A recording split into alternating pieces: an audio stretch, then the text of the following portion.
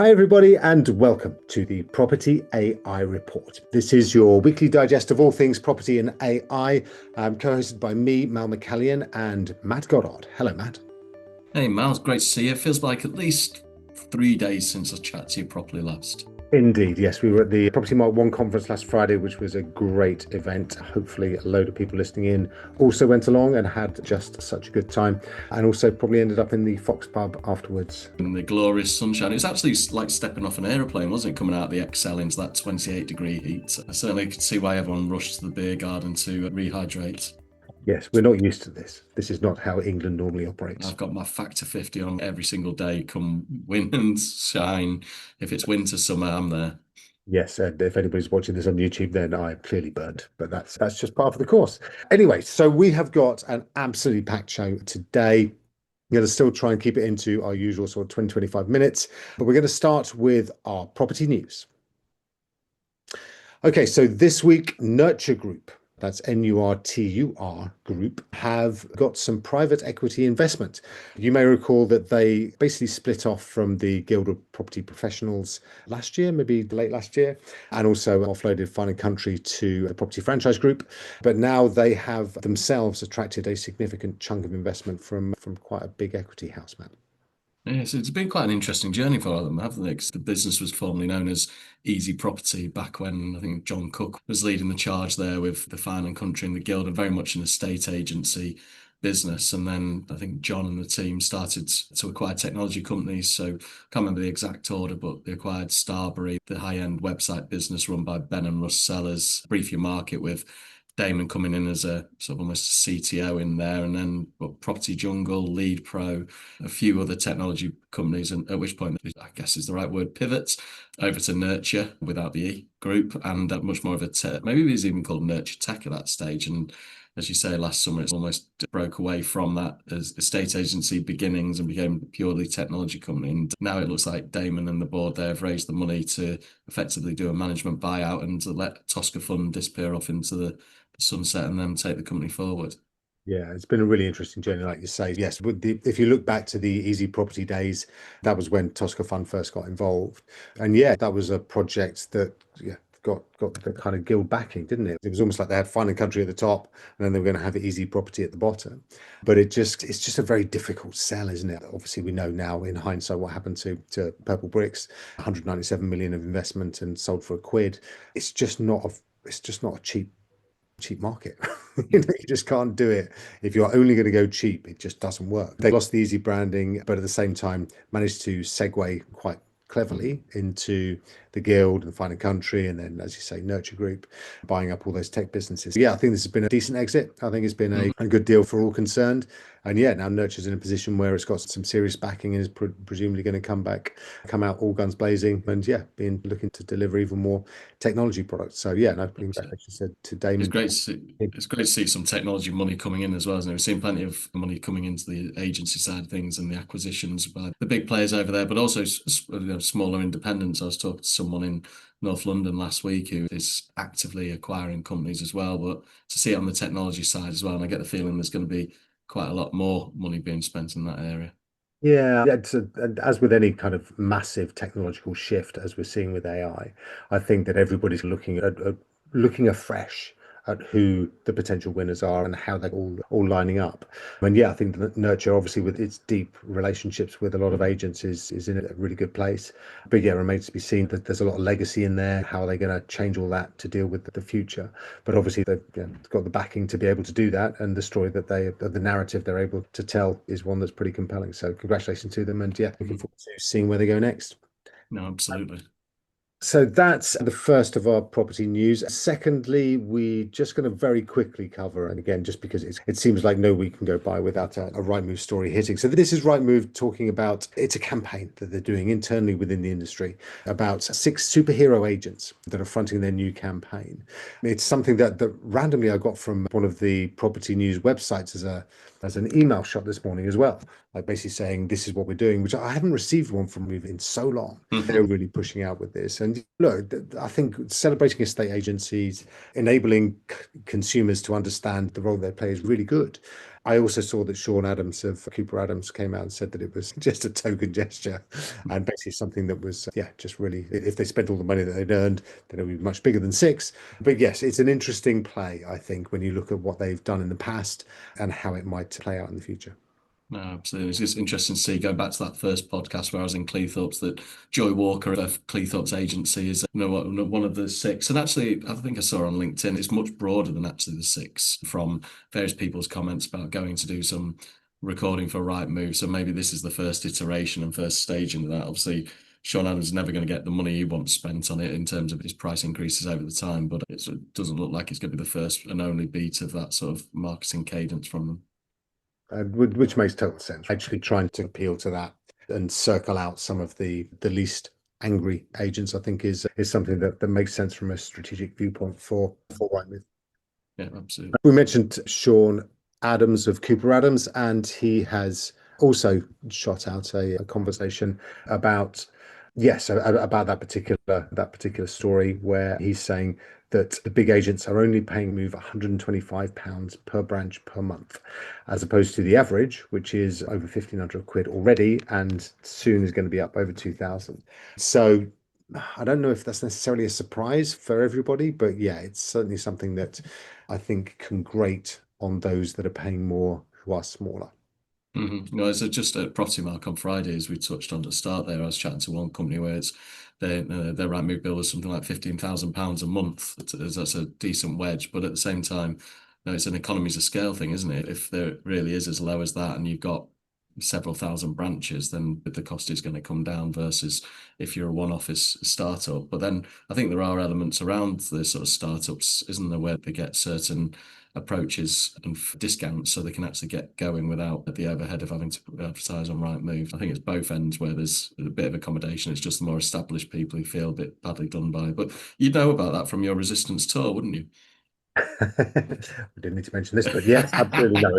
Speaking to agents all the way through, it is, yeah, honestly, that there's some really traumatic stories of people having to sell cars and all this sort of stuff and being charged 50 quid a day for missing invoices and stuff like that. So it's, yeah, look, yeah, I think my views on the overall strategy of Rightmove are well known. I do think there's an opportunity to help people who are struggling. But yes, I think that this campaign is obviously something that they have thought very long and hard about. And also that their charging strategy, I think, is very much a on the hoof thing, depending on who kind of screams loudest, basically. Yeah, and a continuation in a way, if you squint from that, is the report that came out this week about which estate agents have been recommended by most by artificial intelligence as well. Yeah, exactly. So you've got the property portals like Rightmove recommending individual agents. And then, yes, you've also got AI, which is kind of like a new almost discipline called AI Mm. optimization, which everybody knows to a certain extent, understands the dark arts, the witchcraft that is search engine optimization. This is now AI optimization, which is how do you make sure that your agency is the one that ChatGPT will recommend if you ask for who's the best estate agent in Basingstoke. And that's going to be a new skill. It's something we're obviously looking at in massive detail here at Model Prop because we think it's going to be the key to a lot of future visibility and thereby actual business success. Yeah, and it's a different skill set, isn't it? And we've already talked about previously, both on the show and off air, around websites that are using heavy volumes of JavaScript that don't get necessarily read by the LLMs, the large language models, rather, when they arrive to consume them. We talked about Wikipedia spinning up a separate sort of data source for the large language models to scroll through and ingest all of that content, so it's not affecting its actual public-facing website. And we've got things like the model context protocol, which allows you to interact, and even large language model APIs that let you push content into them and really set your bar up there. But this particular report goes very light on the detail of how it's ranking every estate agent in the UK based on this. What is it at the moment? 24,500, depending on the data source. And Yeah. I'm sure that go through those, but I've done reviews with certain businesses to see where they sit against the competitors that are named. And there are some good practices that can be put in now for websites. Make sure you're getting that content over to them and make sure you state your claim for that area, which is different to the former skill set that people have had. Yeah, exactly. And then that visibility, again, 2 years in the future, that's going to be really important. And the idea is how do you get your properties particularly surfaced if somebody's looking for a particular type of property in a particular town? But yes, I think increasingly it's going to be where competition thrives. And I think it's a kind of skill that you need to find somebody who's going to be able to help you master, because yeah, but it's going to become so powerful from a generative perspective, that I think we really need to understand how it all works. So this And is I think before, but like you said before, we don't know what the prompt was, so therefore mm, not really quite clear on yeah, that's it. search. Yes, so for everyone's benefit, I said off air that I'd seen something on Instagram where a particular business, I think it was over in Dubai, had come out top, and it was like, look at us, we're top of ChatGPT for properties in Dubai Marina, for example. But we don't know if it actually named themselves in the prompt. But I think the big thing over the last few weeks and we've done every episode talked about this, all the foundational models have had this large announcements about what's being released, and we'll talk about Apple's one that's taking place this week as well. But that idea that they're all some coming together now on the model context protocol as a way of sharing and interacting, that idea that you'll be able to get your data and information out in a consistent manner, it seems to be coming around a lot quicker than back in the day. And you will remember this because I definitely do, when people were arguing over email formats and how to trade that sort of thing. And it took a little while for everyone to align and get to the stage where the agreement was reached. Whereas now with this sort of AI data approach, it seems to be everyone's landing on the Anthropic MCP model a lot quicker than it took back then. And it's probably when you got Microsoft and Google and Anthropic and Meta dropping into line in the same one, that means that at least we know what we need to be trying to work towards. Exactly that. And just to be clear, so MCP, or Model Context Protocol, that's the design of the data, essentially how it shows up and how it's able to be ingested or understood by AI. And if you're uploading to the portals, you've got the old kind of what used to be called the Rightmove V3 format, which is basically, yeah, exactly. It's the structure of the data. And as long as it's in the same way, in the same sort of format, then every AI is going to be able to understand it, basically. So yeah. Spot on. So it's all good. Okay, so that's our property news this week. We've touched on some of the AI and tech news, but let's dive a little bit deeper. So first up, Matt, this liquid glass from Apple sounds amazing. Is it? I think before we even dive into it, where I keep getting the name wrong, so I'll take my time over saying liquid glass again. This is the main thing that's born out of Apple's big week of announcements, right? It's the what is it, Worldwide Developer WWDC. Conference, yeah. Worldwide Developer Conference. Exactly. And if you benchmark it, which we do a lot of in artificial intelligence, we do benchmarking against everybody else's events, it's just come up a bit lacking, really, hasn't it? I think one of the biggest highlights was the fact you can take two of your favorite emojis and ask AI to generate a brand new emoji using them as the basis. And that was like, we've done it. Yeah, literally, And it peak all Apple feels this year. like, yeah, exactly. It all feels like it's fallen a little bit flat. And I guess we should have realized that with the fact that Siri's been backed out and the Apple Intelligence we talked about last week. But this liquid glass, there you go, take it carefully again, has not really hit home, has it? And there's been a lot of negativity towards it, even in terms of people not being able to read the notifications. And for me, the biggest problem is it's hardware. And we're at a time where yes, hardware is essential. We know that from Johnny Ive of designing the first iPhone back in 2010, 2011, and changing the way that we all crick our necks now to watch things on our phone when we should be talking to our families. But the fact that this is the big thing at a time when there's so much other great stuff coming out, even this week from Google and OpenAI, and not big announcement weeks. And this was the sort of the big take home. Exactly. This is their annual conference, and this was the big thing, which is essentially just a bit of an improvement in what's out there already. And that to me just speaks volumes about if they don't have the big kind of ideas, they are playing catch up. And as Apple, that's horrendous news, because these Well, guys they are were at the They market. went a step further, didn't they, actually, thinking about it? Because they released a paper about how AI isn't as big a thing as we all think it should be. And then that's the sort of, you get to the end of the road, and you're like, oh, okay, we're not quite where we want to be against everyone else, so let's just diss it. Let's Yeah, pretend it's yeah. not really Actually, happening. everybody Stick our else is fingers in our wrong. ears. Yeah. Everybody else is wrong. They're doing like some stupid stuff, and yeah, it's really not important. Actually. Yeah, what are you on about? But yeah, no, just so bad. And yeah, it looks petulant and looks like basically they're just sulking in a corner because everybody Yeah. else is chasing them through. So yeah, look, Well, more just, I don't know, disheartening news, I think, from Apple. But yeah, their relevance seems to be, yeah, dissipating quite significantly. yes. Whereas across the park, so to speak, you've got OpenAI dropping their prices by 80% just to almost rub it in for them. 100%. So essentially, yes, the O3 model, which is one of the reasoning models, it's what essentially you set up and you direct it to achieve a goal, and it will go off and think about it and reason with itself and achieve that. Yeah, it's 80% cheaper now than it was like 2 weeks ago. That's huge because if the cost of reasoning, i.e., the cost of like serious intelligence, is coming down that much, then yeah, we are at a point where there is no barrier to actually utilizing it. Mm. Monetization of intelligence is coming and coming fast. And yeah, the O3 model is really good, really good. Yeah.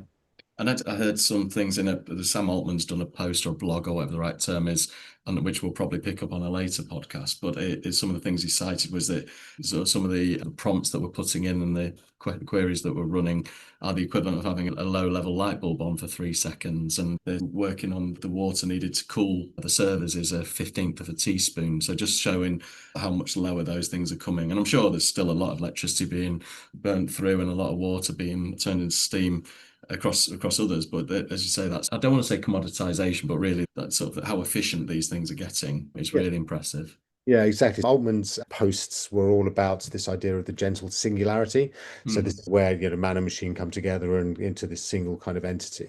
I've seen those films. Oh Yes, no, you mean in not those films. not those films, man. The other films. But yes, no, it is something that we've all had some insight into from various kind of topics along the way. But yeah, I think that it's going to become something that we have to make decisions on in the future, and I think that's going to be really interesting, probably within our lifetimes, in terms of do we want to. That there is going to be the ability to plug chips into ourselves and actually improve ourselves over time by using some of this technology. Neuralink, one of Elon Musk's businesses, is out there, and there's a number of competitors as well. And it's doing some amazing things for disabled people and actually enabling them to speak and to play games and things like that they've never been able to before. But yeah, so this post from Altman, I think, does start to take us a little bit further into kind of the big future. But yes, I think it's certainly something that we are all going to have to become better at understanding and really thinking about what it's going to mean for us, for our families, and so on. And yeah, I think it's going to become a topic of conversation over dinner tables that's going to be very interesting. Absolutely. Cool. All right. So we're going to just dip a little bit more into the search side of things because Google is now testing audio overviews for search queries. So this essentially is where you can now talk and search, and it will now talk back to you and give you the results of your search. So I think that Google it's made some misses along the way that we've talked about before in podcasts of the past, but it really seems to be coming into its own now. It's found its feet a little bit, and I think that this idea of having audio overviews for search queries is really strong, and I think it's going to be something that we see a lot more of. No, it's absolutely it's bringing together some of those paradigms that we're getting used to now as well. I use ChatGPT voice a heck of a lot, and I talked in a previous podcast about hacking my iPhone 16 with the button that's never going to work now that I should be suing Apple for, but so that it triggers ChatGPT voice. Probably more eloquent than me, actually, if I used it to say that sentence. And I often walk around Camberwell, walk through Leeds earlier, talking to it, getting its responses, helping build elements off. And obviously that's using pure AI in that respect. But the fact that Google are now bringing those elements that we've seen via Notebook LM into your search and actually converging the different streams. So it's not just do I use AI, do I use search, but actually I can use search and get those benefits that I have with AI where you don't need to just pick up your screen and look. You can keep your headphone in like I've got now and listening to it back as I'm walking on the street or out on the run or walking the dog or whatever it might be. Exactly that. And yeah, so I'm on the road quite a lot right now, and it's just so easy to just Oh chat. yeah, what are you doing on the road at the moment? We're going to talk about that, okay? But it's private. But yes, I'm going to be in the north this week. Preston, Liverpool, Leeds, Sheffield, Hull, and York. Look at that. All of That those. could be your tour manager. Liverpool and Manchester. But yes, no, as I'm driving around, the ability to be able to actually have a sensible conversation with an AI is amazing, like literally amazing. And some weeks ago, some months ago, never possible. But yeah, you can now like really strategize different things. You can bounce ideas off. You can even ask it questions and you drive past somewhere and there's like a castle on a hill or something. And previously you'd just be like, oh, there's a castle there. Never going to understand what the hell it's for. But you can actually really start to say, I'm driving along the A428, going past this particular thing on my left hand side between these two places. What is it? It'll tell you. And then you can find out the history. Now, I might just be a geek, and my kids will tell you that's true. But actually, that's really, it's really interesting. It just makes the journey so much more, yeah, vivid, and you learn so much more about yeah, the local area and stuff as well. So no, it's going to become so much more of our future, and yeah, I And think it's really, really interesting. no, very much. And what I was going to add is, and this will get me into trouble. So I talked maybe last week's podcast about how certain generations now just bark at an Alexa or a Google Home or whatever. I got the word wrong at the time as well. And my Kate listened to it back and said, "I don't bark at them." I said, "I wasn't talking about you." That's the sort of interaction you normally have with an Alexa or a Siri, isn't it? You get very basic responses, whereas these are really well formed, Yeah, proper Google style search histories that are then giving you that level of detail of you're up in the northwest, so there's that huge satellite dish just outside Crewe that I never quite know what it is or can even remember the name of it, but it's incredible to drive through that sort of Cheshire countryside, suddenly see it there and go, I really need to know what they're looking at via that satellite dish. 100%, absolutely.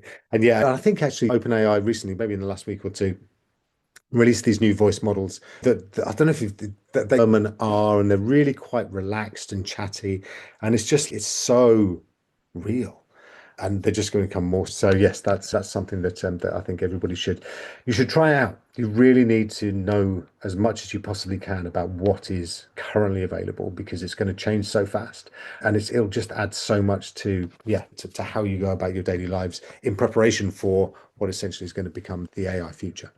It's the Jodrell Bank Observatory, just in case anyone was interested. That might have lost us some subscribers. Bravo. We shall find About out later. 14 miles northwest of Crewe, northeast. So. Even more, the Jodrell Bank. That's coming after the end of the show when Matt can chat about it all he likes. When I And to stop myself. recording. When I stop. No, to my Google Yeah, no, search never mind. overview. Yeah, carry on. That's fine. Anyway, we're going to cut that out. Yes, good. So next up, we're going to go to festivals. All right. So the Download Festival, no less, which I think you're a fan of, Matt. It's pretty heavy, isn't it? Yeah, it really is. But actually, it's causing problems. And the reason it's causing problems is because in the mosh pit, everyone's wearing smartwatches because they're health conscious at the same time as being big old rockers. But because they're throwing each other around and falling over and all that sort of stuff, the smartwatches are calling the emergency services on their own. In significant numbers, hundreds, which actually can cause a problem, because if there is a real emergency, then the emergency services are going to turn up. So the Download Festival has asked everybody to take off their smartwatches before Very they. sensible. Very sensible before they mosh out. Yeah, the Um, world we live in now, which is where if you would politely please, before you go off your head insanely, just take your watch off and think about other people. Absolutely. Makes perfect sense. The only similarity I've had is at Goodison Park when I watch things I've fallen asleep, and actually it's been a very dull 45 minutes. Yeah, I'm sure that's Very like rarely very loud noises. rarely happens, and now is going to be at the Bramley Dock. So the Old Dickinson Stadium. Doing exactly the same thing. Bless it. All right, that is our tech and AI news this week. We are now going to just jump into our AI tool of the week. So, Matt, tool of the week this week, 11 Labs. We really love those guys. These guys do a lot of the audio. And particularly if you want to record yourself and then just type in a script, then it will enable you to have your voice over whatever that script is. They've released something new, haven't they? And it's pretty special. They have, and as you say, it's pretty special to start with. I listen to various podcasts where the host puts in as a large essay or a subject matter, and the 11 Labs version talk to us, and I, to be honest, couldn't tell the difference. But now the latest iteration's got the ability to tag with your passion, your whisper, your humor, whatever you need to along the Not, way. Does it yeah, got? yeah. Yes, exactly. And to add that extra dynamic as if we were. Now, some of the podcasts I listen to, American podcasts, I'm sure you do the same, Mal, and they are the polar opposite to us. I like to think we're calm, measured. Occasionally I'll let off a high-pitched squeak, but that's just because I'm very excited. Whereas they come in from the start in Exciting times beast of your life. mode. Exactly. And now you can add that sort of sensitivity to your voiceover views. You can add that passion, and by using these tags, and certainly from what I've seen and tested with it, is very powerful and very sort of simple to use. Yeah, exactly that. So yeah, historically, and again, understandably, it's been quite difficult to get AI to show too much emotion, to actually hit the kind of peaks that regular listeners are used to hearing from us on this amazing podcast. But yes, now you can actually just tell it to be enthusiastic or a little bit serious, and it will go off and do it. And it is an incredible piece of kit. And if you think that we're entering a future where essentially we're going to be talking to AI a lot, then its ability to mimic a lot of human traits is going to allow us to really lean into it. There are obviously risks. Actually, what then happens if people are so convinced that this AI is human, then that they do things they wouldn't otherwise do, reveal information about themselves, PIN numbers that they wouldn't otherwise do, then that's obviously something of risk. However, I think like with all of this stuff, we're going to get used to it. We're going to find ways to secure it. And it is just an incredible experience. But yes, just to be clear, on this podcast, it's only ever humans. 100% authentic so far. Unless we tell you that it's not at some point in the future. But we're not going to do that. All right, that is all we've got time for. Yet again, we have absolutely crammed so much into this episode. Thank you, Matt, for all of your thoughts and commentary this week. Great to catch up, Mel. Yeah, your week busy this week? I'm up in Leeds, hence another different background, a different hotel, a different suspicious lighting effect on my face. Leeds, and then back to London for 3 days to see off. And you're setting off on a 4-day tour. I am, yes. I'm going, as you're coming down the M1, I'm going up the M1. So yes, I'm going to the north, and yes, Liverpool, Manchester, Leeds, York, Hull, places like that. So yeah, no, looking forward to that very much, seeing some great agents as I go through. And yeah, just talking even more about the AI we're talking about today, because it's so amazing and it's really important that everybody understands it. So listen, Matt, thank you for all of your thoughts again. Good to see you, Mel. Likewise, thank you everybody for listening too. We will catch up again next week for even more property and AI news, and we'll see you in a few days. All the best. Take care. Have a great week, everybody. Cheers. Bye-bye.